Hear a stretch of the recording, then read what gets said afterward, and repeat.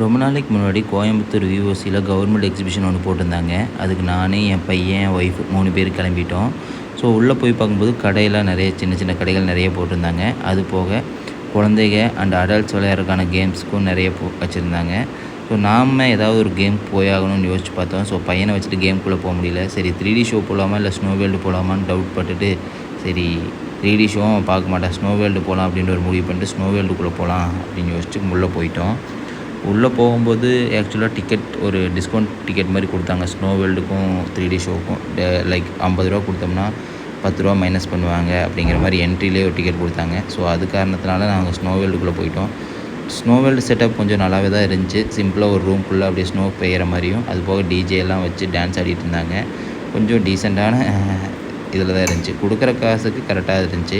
சரி நாங்கள் மட்டும் என்ஜாய் பண்ணிட்டு ரித்து என்ஜாய் பண்ணாமல் இருந்தேன் அப்படின்னு சொல்லிட்டு அந்த கார் ராட்டினத்தில் ஏற்றி விட்டு மெதுவாக சுற்ற விட்டோம்.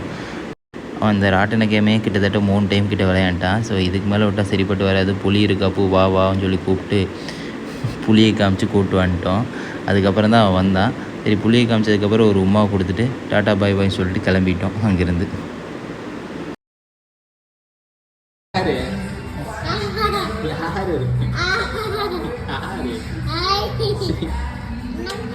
Acha ke rumah udah? Love you.